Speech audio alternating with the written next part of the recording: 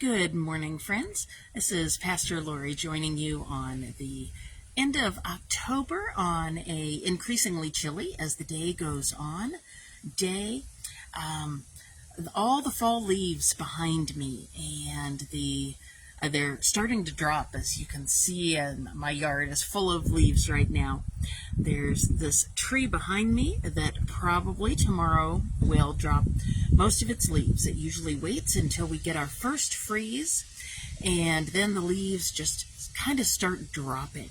And so I'm thinking today, as we think about how it is with our souls, I'm thinking about letting go and the important thing that plays in our lives in all sorts of ways.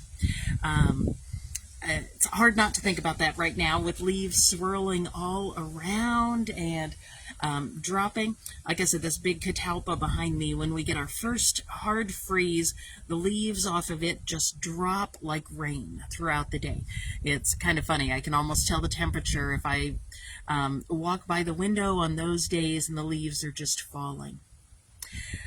Now, we've sometimes seen what happens when a snow comes, though, before the leaves have fallen, right? Every now and again, we'll get an early snow when the leaves are still on the trees, and the weight of all of that snow and ice on leaves that are still on the trees makes it too heavy, and branches break off.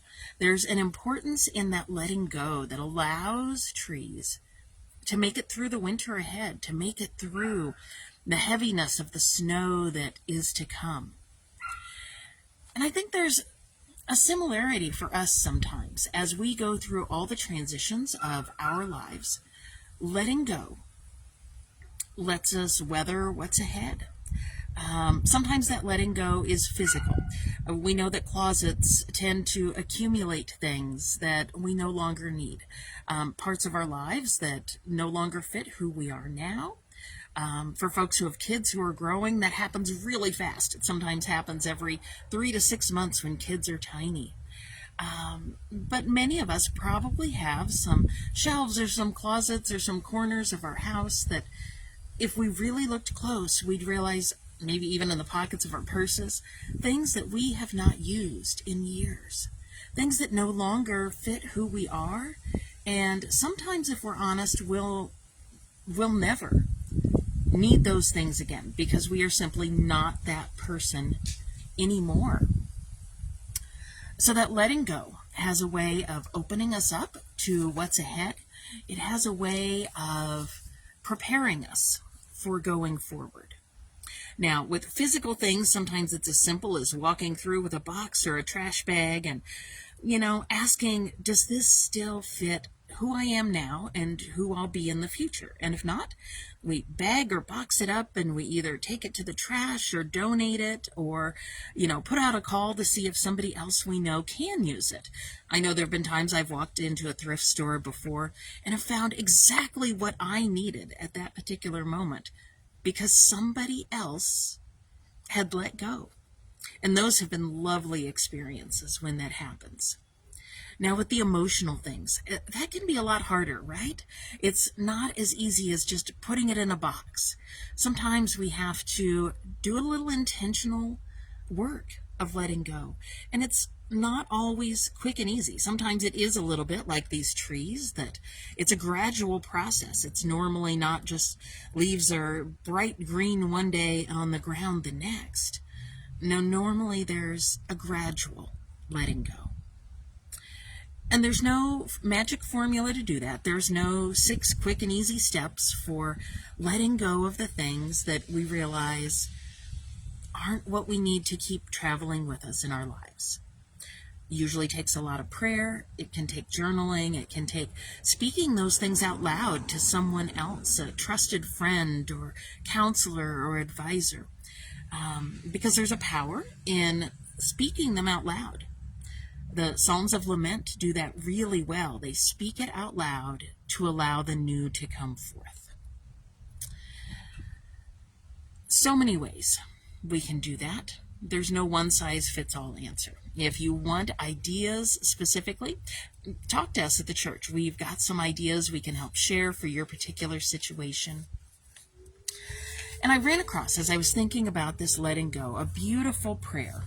It's written by Macrino Whitaker, and it's called The Sacrament of Waiting. And I want to leave us with that today. It's written from the point of view of a tree who is shedding its leaves in the autumn. Slowly, she celebrated the sacrament of letting go. First, she surrendered her green, then the orange, yellow, and red. Finally, she let go of her brown. Shedding her last leaf, she stood empty and silent, stripped bare, leaning against the winter sky. She began her vigil of trust. Shedding her last leaf, she watched its journey to the ground. She stood in silence, wearing the color of emptiness. Her branches wondering, how do you give shade with so much gone? And then the sacrament of waiting began.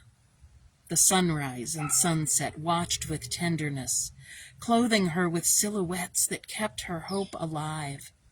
They helped her understand that her vulnerability, her dependence and need, her emptiness, her readiness to receive were giving her a new kind of beauty.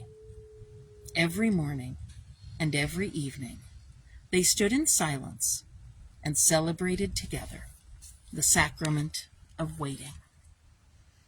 We've probably all enjoyed the beauty of those trees stripped bare of their leaves on a cold winter with a full moon going through.